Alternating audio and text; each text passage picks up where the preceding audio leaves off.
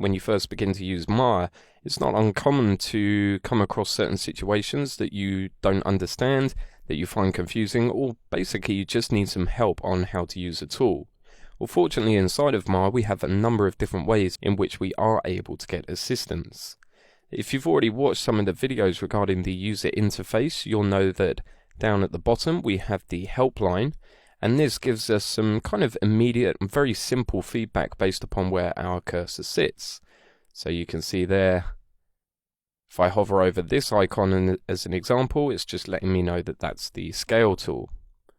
On a much broader range, we have a help menu up here at the top of the screen, and if I select that, the first option in there is My Help, or I can quite simply hit F1.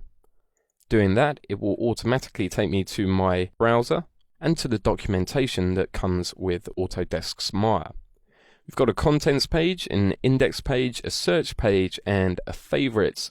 And within here, we're going to be able to get a lot more detail, a lot more in-depth explanation, not just about what a tool does as an example, but how that tool works and all of the options that come with it. Now that's all very well being taken through to the front page, but sometimes it's best if we can just jump to the exact information that we need.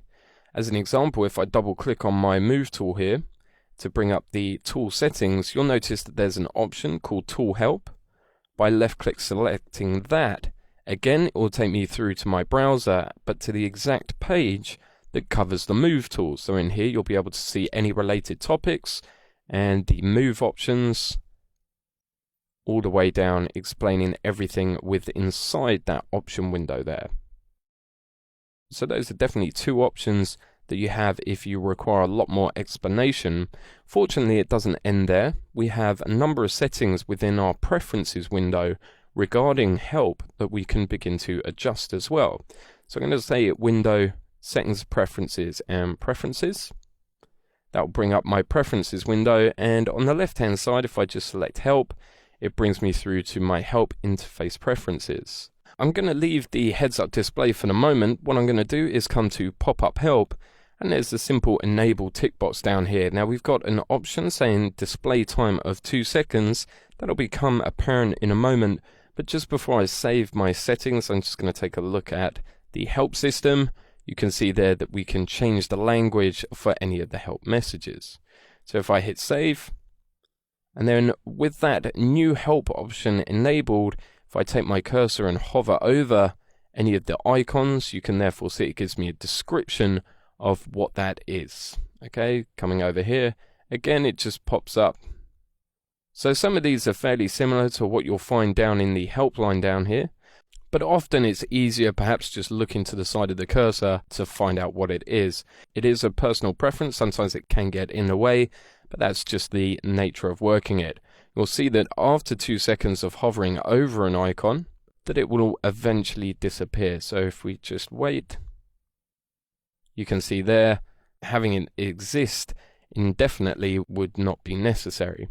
If I go back to my preferences window, back to the help preferences, I'm now going to turn on this top option here.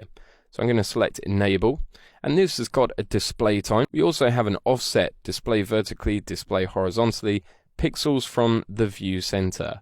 Alright, just tend to leave this at default. You don't really need to mess around with this too much, especially for this demonstration.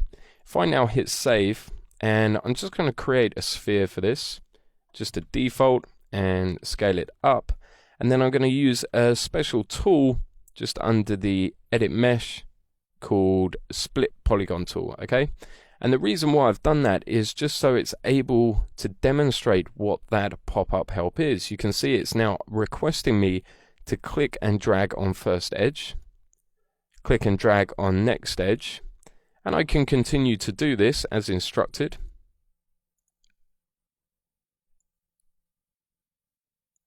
Okay, when I've finished, all I need to do is hit enter, and the result of that tool is then applied. So all of the methods that I've gone through are there to assist you, so take advantage, make use of them rather than struggling to figure out how something works.